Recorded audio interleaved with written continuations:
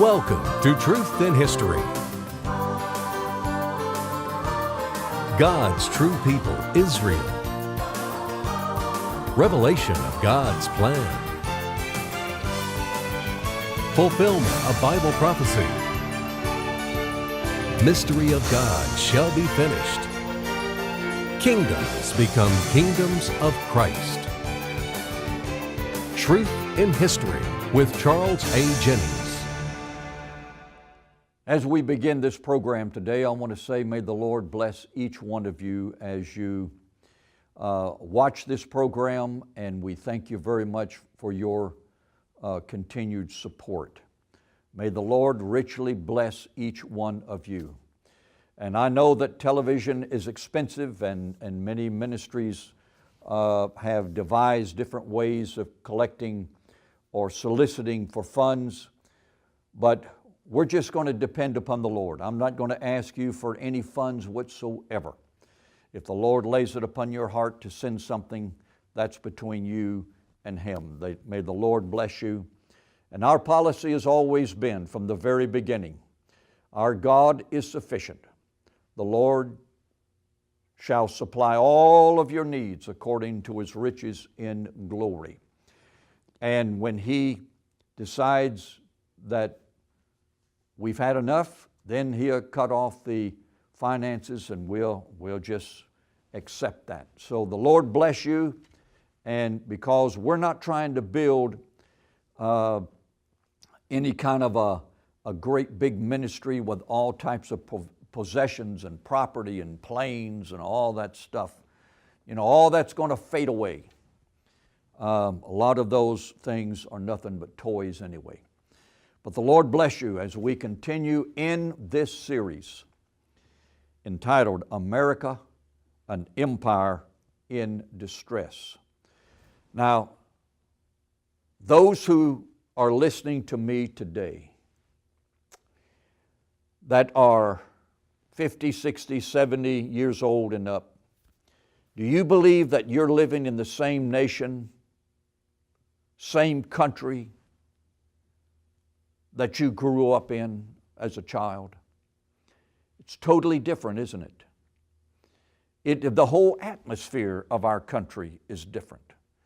The people have, generally, most people have a different, they're in a different mood than they were 50, 60 years ago, when people were more friendly and more neighborly and would help one another. Remember those days when your mother would send you to the neighbor's house to borrow a little butter or flour or something like that? Well, we don't even know our neighbors these days. They're locked into their home with that TV going probably most of the day and suspicious of their neighbors. Well, that is the result of a nation. That's just one of the results of a nation that has turned its back on God. I'd like to read you a quote by one of America's greatest Christian orators. His name was William Jennings Bryan. He died in 1925. He was known as the Great Commoner. This is what he said, quote, "The teachings of Christ apply to the structure and administration of government as well as the life and conduct of the individual," unquote. The teachings of Christ apply to the structure and the administration of government? Yes, they do. A lot of Christians have accepted this Bible as just for one purpose, personal salvation, which is extremely important. But they forget that God controls governments, and He has laid down principles in this book for the administration of governments. Have you ever wondered about England's golden age? When the English language reached its highest development and the most rich expression, resulting in the King James Bible. Who was on the throne? Who was England's most beloved Protestant monarch? Queen Elizabeth. She died in 1603. This is what she said, I quote, "To no power whatsoever is my crown subject, save to that of Christ the King of Kings," unquote.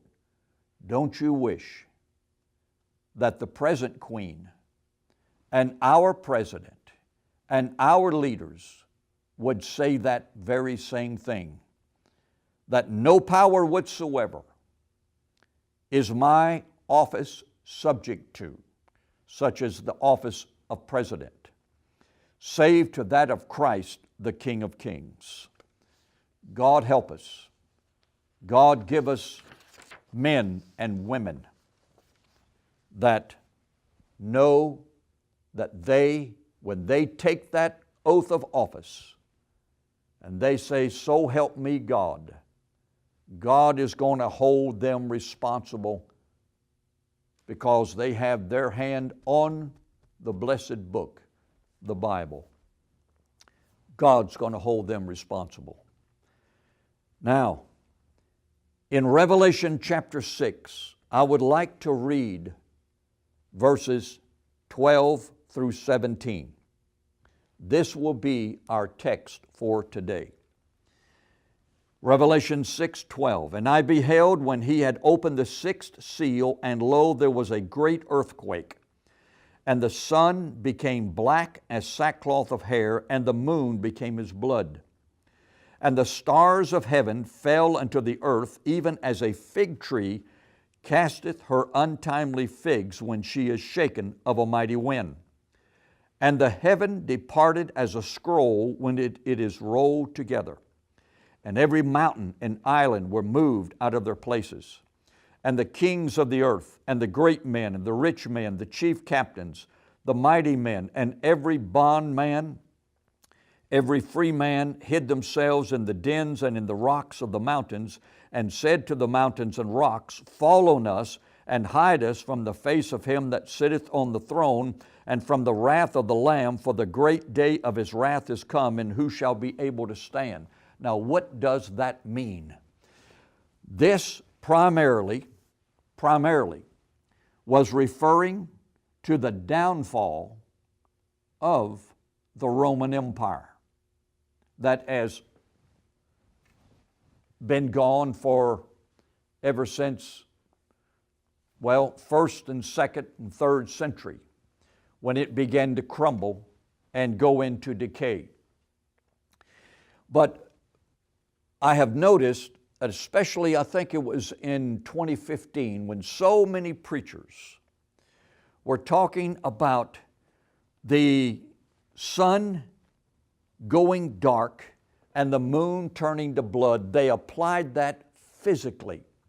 And they made all these predictions, and they even collected offerings based upon the new moons and the moon turning to blood and the sun turning dark, and it was a farce. It never happened. The sun is not going to go dark. The moon is not going to turn to blood. What kind of blood is it going to turn to?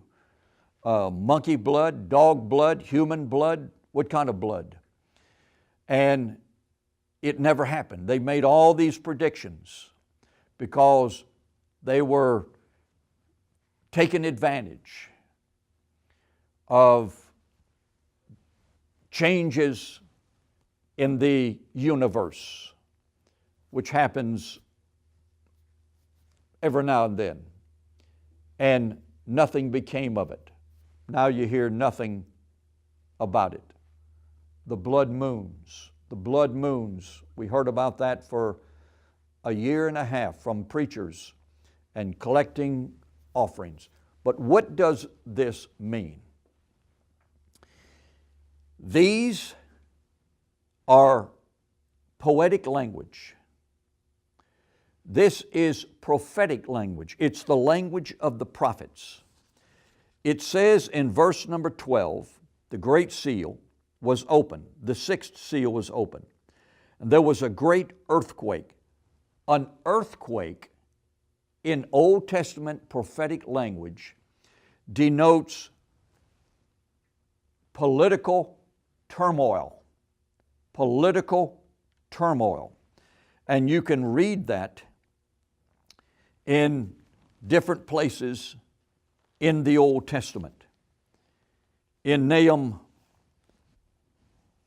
chapter 1, verse number 6, it says, "Who can stand before his indignation? Who can abide in the fierceness of his anger? The fury is poured out like fire, and the rocks are thrown down by him."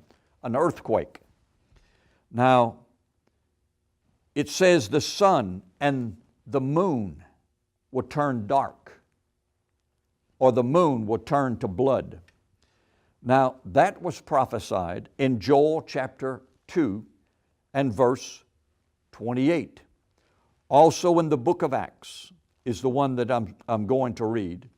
In the book of Acts chapter 2, on the day of Pentecost, Peter stands up and he says, "These are the last days, and the Lord is pouring out His Spirit in fulfillment of Joel chapter 2.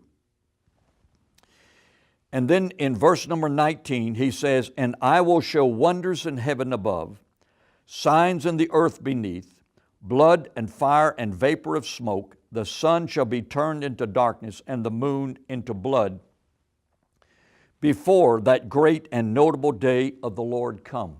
Well, what was the great and the notable day of the Lord? Now, many of you will disagree with me, but check your history. The great and the terrible day of the Lord that was pronounced upon the Judah nation was the destruction of the temple and the destruction of the city of Jerusalem in 70 AD by the Roman army. And he is saying here in Acts chapter 2, he says, before that happens, there's going to be political turmoil within the nation of Judah. In other words, the sun represented dignitaries. I'm going to begin to overthrow the Jewish dignitaries. They're going to fall. I'm going to bring them down to their knees. That would be the Pharisees, the Sadducees, the priesthood, the Sanhedrin.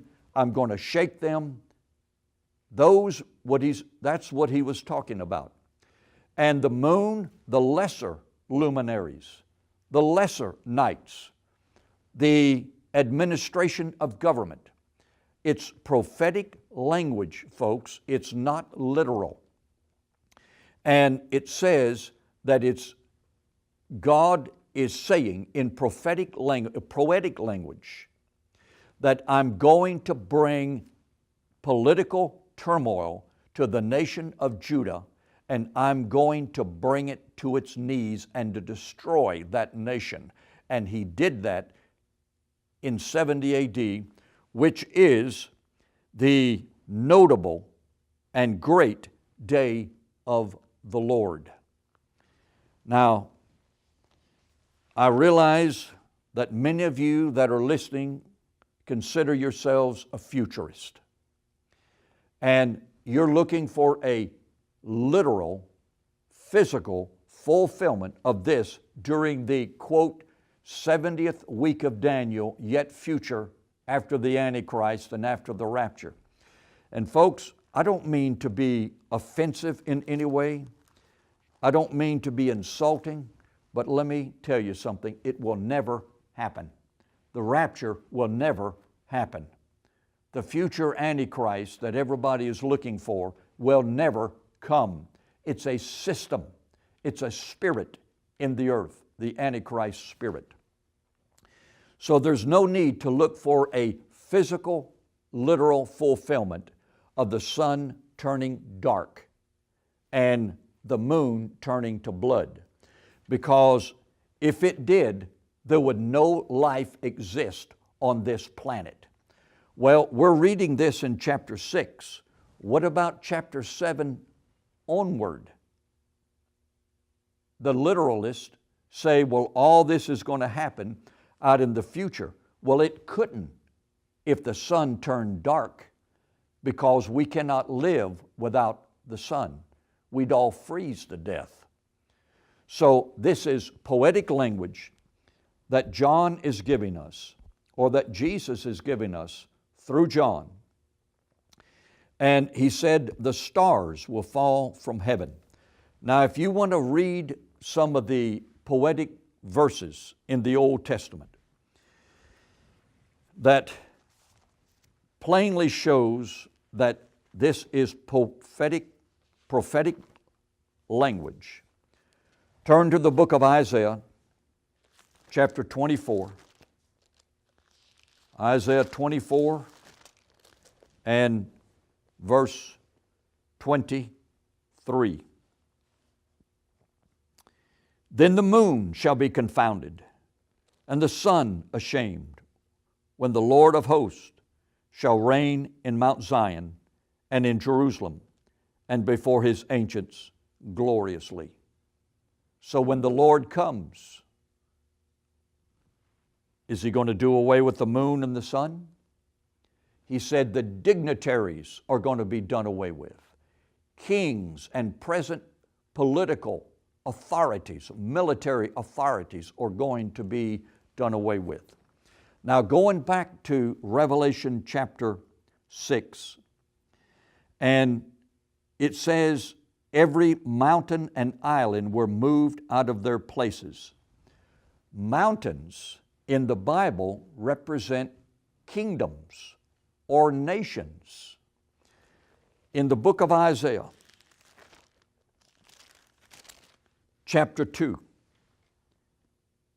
verse 2, and it shall come to pass in the last days that the mountain of the Lord's house shall be established in the top of the mountains, and shall be exalted above the hills, and all nations shall flow unto it. You see, the prophet is saying that the Lord has a mountain. He has a kingdom.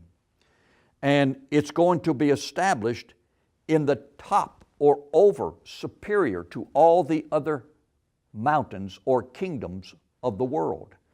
And then it says, above all the hills, the little nations, the smaller nations. And then he says, all nations shall flow into it. When we read the book of Luke,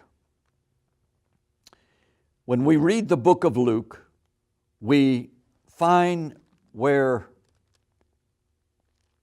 Jesus is speaking in prophetic language in Luke 21 and verse 25.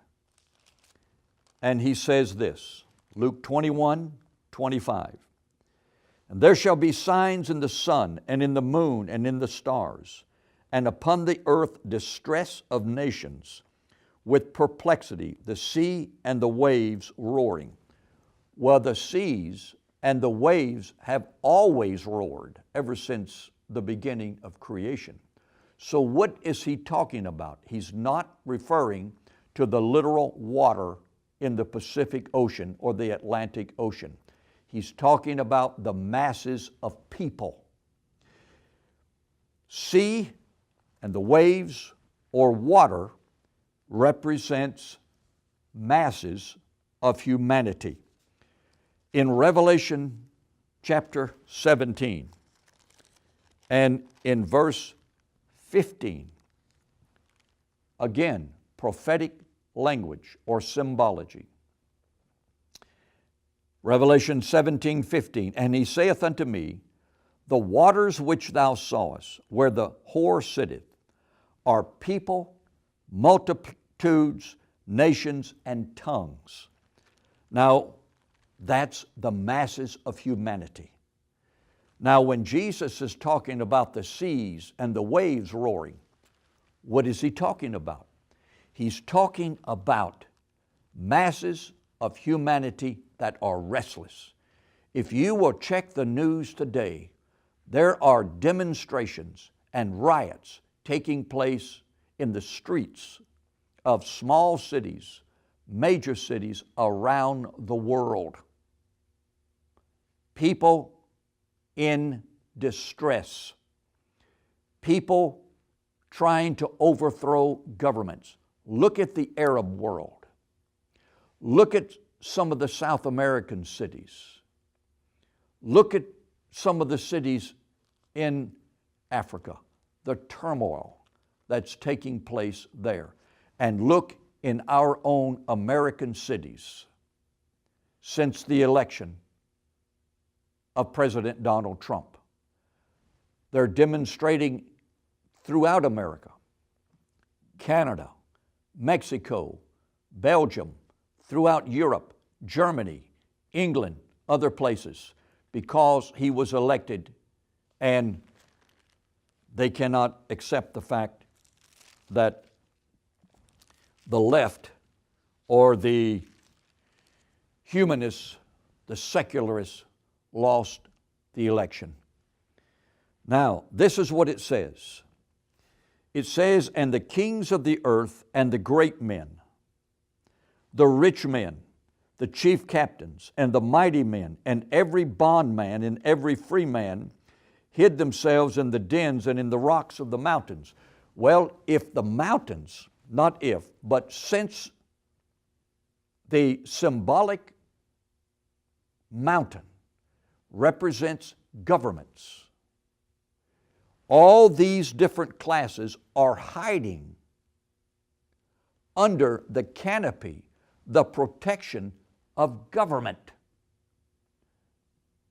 Social Security, welfare system, the medical benefits, Medicaid, Medicare, Obamacare, and whatever the next medical system will be, and the welfare system, and government programs. The bankers, when their banks were in trouble, where did they go? They went to government, because government has become this empire. The American government has become this empire where every man finds shelter under it. The bondmen, it says the rich men, that's the bankers, the chief captains.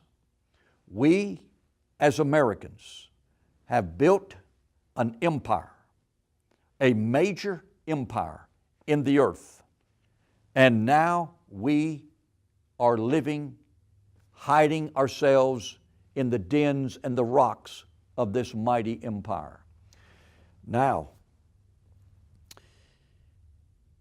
some say, well, no, that's going to be literal. Well, you know what that means? If it's going to take place in a physical, literal sense, you would have to drive west of Denver to get into the high mountains and stand there at the bottom of some mountain, Pikes Peak or somewhere, and say, okay, rocks, fall on me. That's not what that means. This means just what it says. Mountains represent governments, nations, empires. This originally applied to the Roman Empire. At the same time, when the proverbial sun was darkened and the proverbial moon turned to blood, when the Roman Empire was collapsing, everybody tried to take shelter under its wings, so to speak, and say, cover us, cover us. And if you look at our government today, they're into every possible area of human life. They control everything. And they do it by demanding that their citizens, us, bow down to this image of gold, the money system. Do you know that you could be, quote, a rich man, but you could be broken overnight by the Federal Reserve system. And folks, on the last program, I read some characteristics of an empire. If you would like a copy of that, that's still available.